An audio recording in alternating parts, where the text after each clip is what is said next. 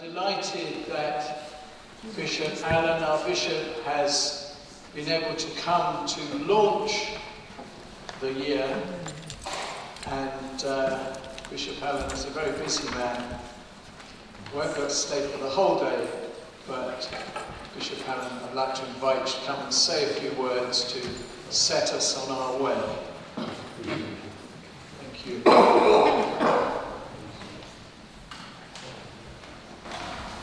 Good morning, everybody. Good morning. Welcome to Gideon Park, Brentwood Diocese.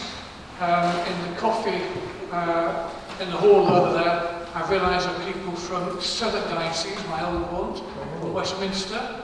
That's where I was ordained a long, long time ago, before you were born. But you're very welcome indeed. You might wonder why it's been raining so heavily. Indeed, as I left Basildon this morning on the 127, the warning sign in front of me said, warning, 127 flooded. And I was on the 127. Well, the reason is very simple, because of course it reflects the topic of Father Adrian's tour, Genesis. So we'll get to all of that later on. However, you're here and it's great to see you. As far as Adrian said, I've got to get back to the cathedral because we've got the first professional some sisters there for 12 o'clock. So it'll be quite a bit of busy mass and a busy afternoon up there. What I would like to do is just say one or two words really about the year of the God Who Speaks. There are lots of books available. You'll see some of these later on, and resources, and gradually things will be made available to you.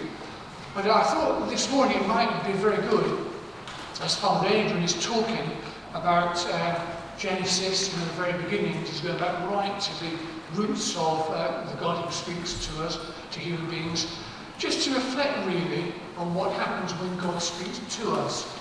Now, we all have our own stories about that. You know, I could, for example, I suppose, have talked about literally when I was aged about 13, I remember for the first time in the school library reading a psalm and something changing within me, you know. You have your own stories.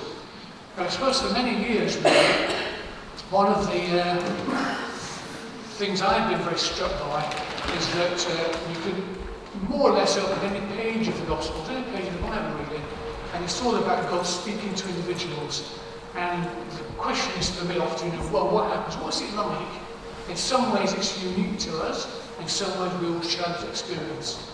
And I find myself time and time again going back to those rather raw encounters in the Gospels when the risen Lord appears to one person or two persons or a group of people. And I found that a very powerful kind of reading and encounter for me, often because people didn't understand what was going on, they were quite shocked, they were a bit surprised by it, to say the least. But nevertheless, Jesus, the risen Lord, Jesus, the Word of God, was there speaking to them in the most personal way possible. And it seems to me there are three moments often in those encounters. First of all, sorry, I just realised I'm probably not speaking very clearly on this. Hope you can get me an apologies, right?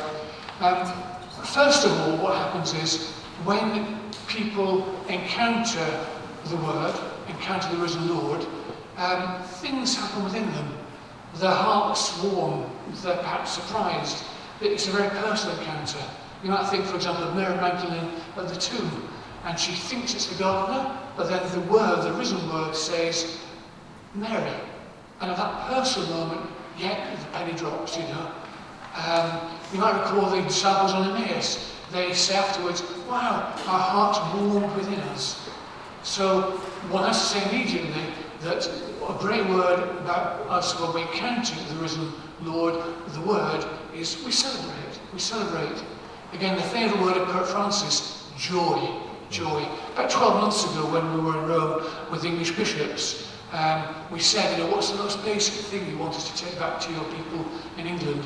And he said, the first word I spoke when I became Pope was joy, and it'll be the last word as well. In other words, the joy when we encounter Christ, the risen Lord, the joy when we encounter the Word. And then, of course, if you do that, you can't remain neutral. You know, there's no way you can stay in neutral. You've got to go immediately into a higher gear. So in other words, when you celebrate that moment, when you're changed by it, you begin to live the word. You know, it becomes alive in you. And again, you might think of the disciples, Mary, Peter, John, all those people who met the risen Lord, and their lives were changed, you know, massively, enormously, absolutely. They began to live the experience. But then in every single case, when Jesus, the risen Lord, speaks to people, when the Word of God speaks to people, there's an impulse to go out there, to be a missionary, to share.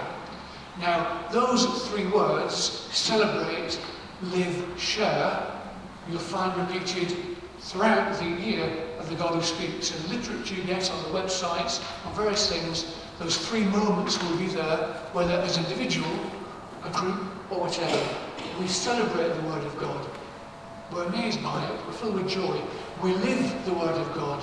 He is the way, the truth, and the life. And then there is absolutely the impulse to share the Word of God.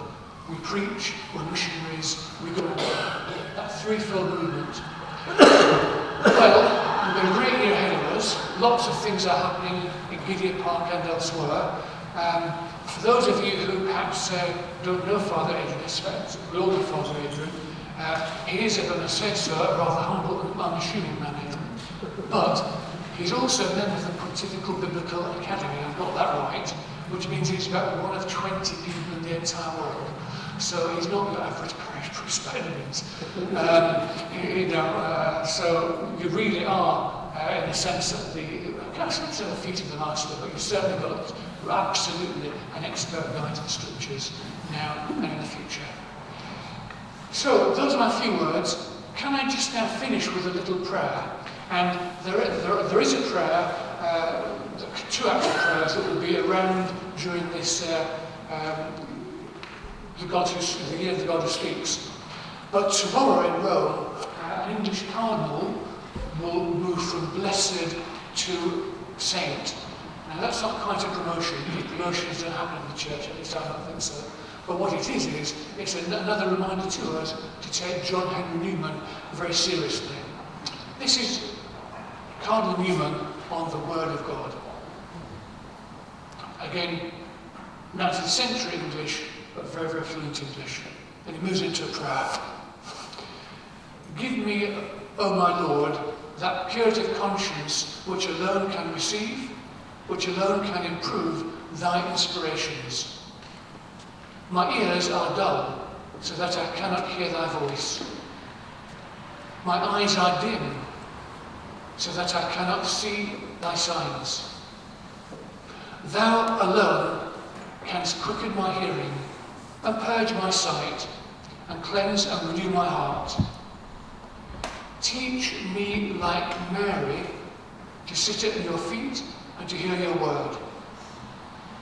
Give me that true wisdom which seeks thy will by prayer meditation, by direct contact with you, more than by reading and reasoning.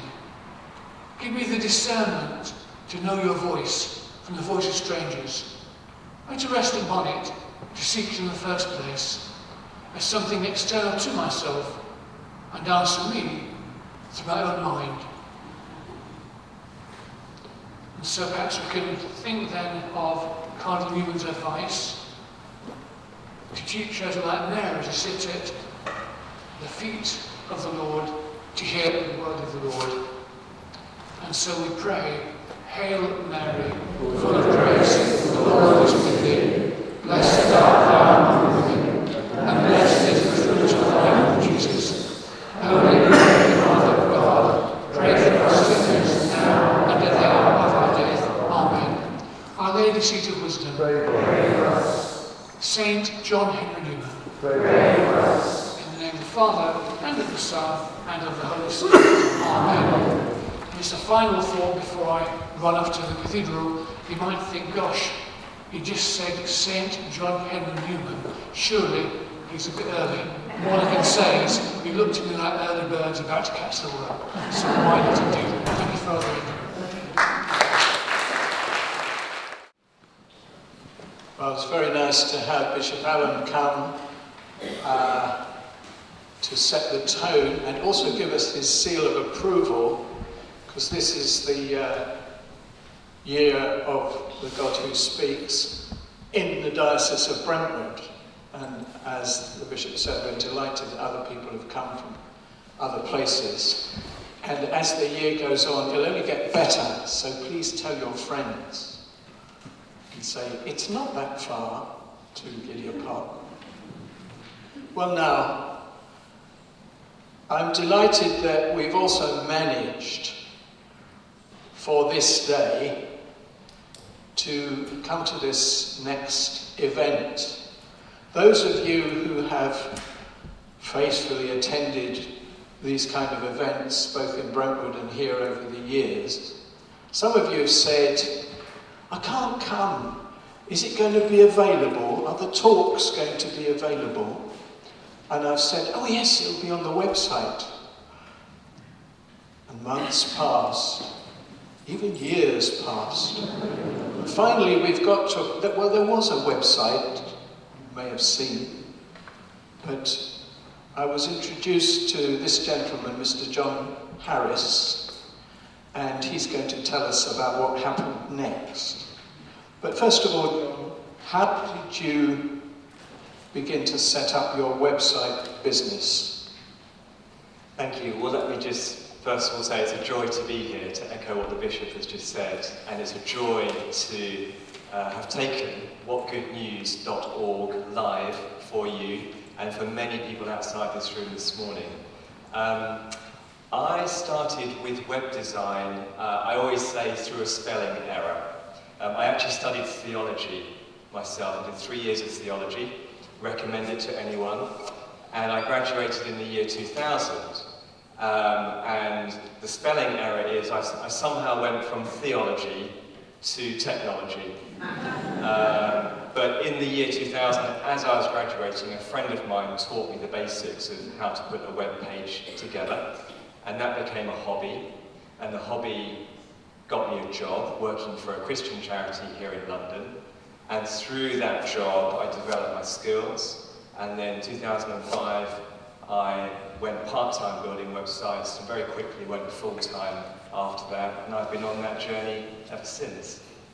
Wonderful. And you called your organisation Wild Goose Websites, which is intriguing. Could you explain why it's called Wild Goose? Yes, well, I'm sure that many of you, I'm speaking to an educated audience, I know, many of you will already be aware the wild goose is a symbol in Celtic spirituality for the Holy Spirit. When I first launched my business, it was called John Harris Web Design. No prizes for guessing, it didn't take me that long to come up with that name.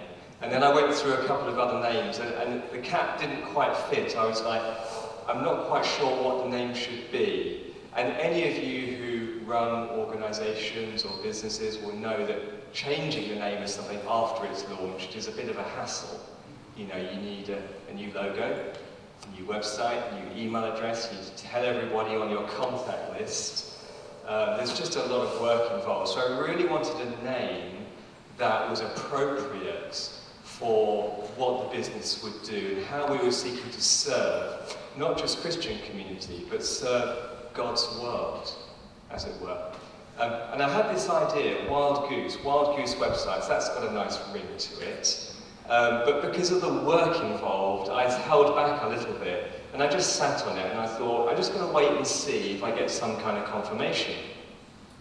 At the same time, as I was thinking about this, I was in the process of buying a little car, a little Mini Cooper. It's actually in the car park here today. It was my first car, it's the only car I've ever had, and the story of how God really provided for me to buy that car is another story for another day, but it's a wonderful story.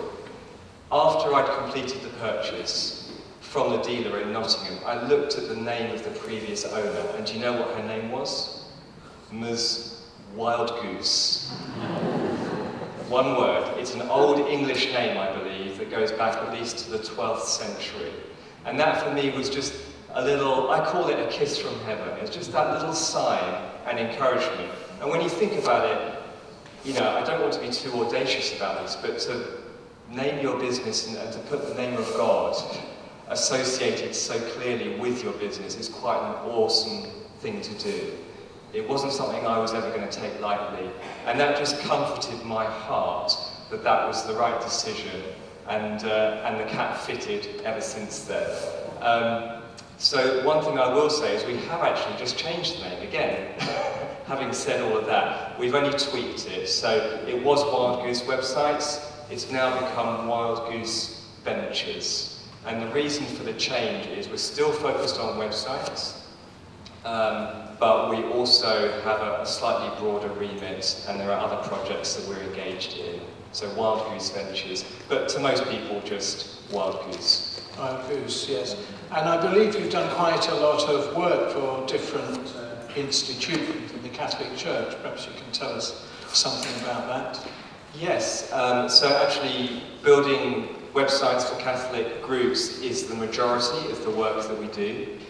This started through a friend of mine who works at the Bishops' Conference, invited myself and my brother, who works on video actually, to do a project called Day for Life, which again I'm sure many of you will be familiar with.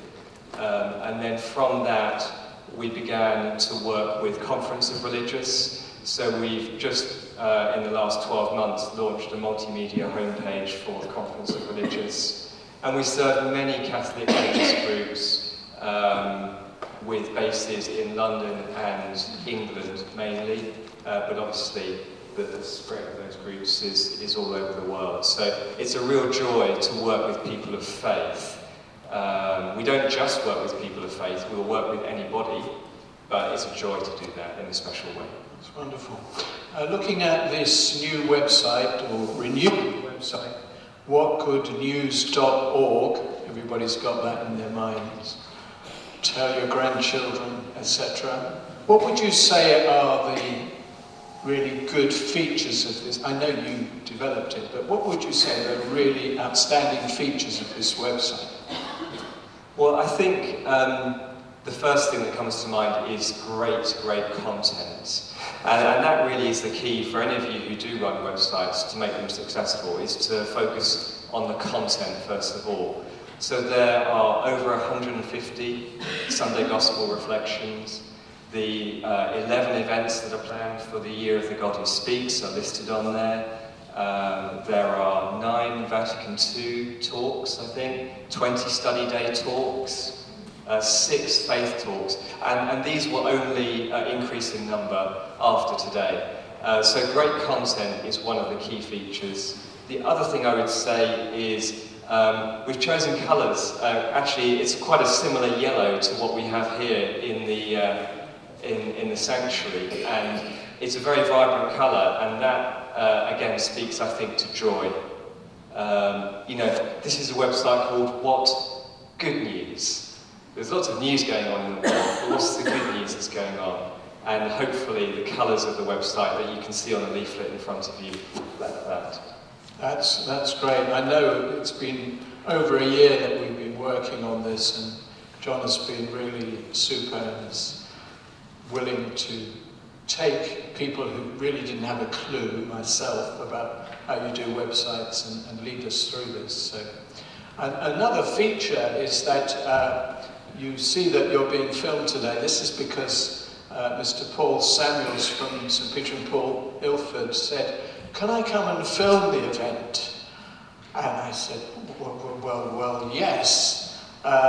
So this is going to go on the website as a video rather than simply audio. Yeah? So thank you to Paul. So that's something which I think we take in our stride with regards to the website. There's 1 or 2 things up there that are already videos, but... Yes, absolutely. There's text, there's downloads, there's audio, and there's video. So it really is a wealth of resources there, not just for yourselves, but for your parishes, communities, friends and family too. Yes, I think what really jogged me into doing something after several sort of false starts in relation to the old website was when one of you, who's not here today, said to me, "Do you know, I was jogging this morning and I was listening to one of those talks about the Second Vatican Council." Now these talks were in 2015, and she was jogging around Ingerton and listening to a talk, and I thought, this is worth doing, so let's take it forward. How do you think, I mean, my anxiety about this is, there's, 100 people here today, 50 of them might go and look it up, but how do we get it known? How do we get it out there? I mean, I was very pleased that somebody from Singapore's been in touch and said, how can I listen to these talks? And I thought, well, that's the start. But have you got any recommendations, any advice about, perhaps as the founding group, 100 of us here today can do our best to get this known? Tell everybody you know. Spread the word. Sometimes I find that putting a little web address on your email signature is a really good way of promoting something over time. And that way, every time you send an email, or every time you reply to an email, somebody else gets to hear about the website. We have the leaflets available, which you can take and give to, again, anyone in your communities. But actually, I think that you're already doing the right things by adding to the content of the website, because the best promotion you can have is great content. And that just helps not only to keep people engaged, but to keep search engines like Google and Yahoo and Bing, it keeps them interested. Now, they're just machines, they're just computers, but the more great content there is on a website, the more frequently it's updated, the more other websites will link to you. It will become a virtuous circle. So it will grow and grow and grow over time. And I think that because we're now broadly familiar with the internet, because it's been around for a little while, even though I think it's still quite early, to be honest, in terms of the development of some aspects of it, we will see, it's easy to forget that somebody in Timbuktu can be listening to a Vatican II talk. Through a website, it's so simple and so obvious, but because we use the internet every day, we forget the power that it has to reach genuinely worldwide. Let's not forget, by the way, that, I don't know what the latest percentage is, 30, 40, 50% of the world still don't have internet access. I mean, it's falling all the time. So there are more and more people who are going to come online in the years to come. So I think the simple things of updating the website and sharing it with those you know will go a long way to enabling the content to reach the right audience. That's great. Well, John has not only been working on What Good News, he's also been working on a high-tech website for the parish, for Christ the Eternal High Priest. Is that what it's called? That is the name of your parish. It's not quite there, but it will be there very soon. So, and he's kept his head clear with these two things going on at the same time, not knowing whether we're asking about one or about the other. So once again, John, thank you so much, and we do wish you every blessing and every success with Wild Goose Ventures, and I know you're going to be there, able to help us when we get into trouble with our websites in any kind of way. So, and thank you so much for coming today, John Harris. Thank you so much.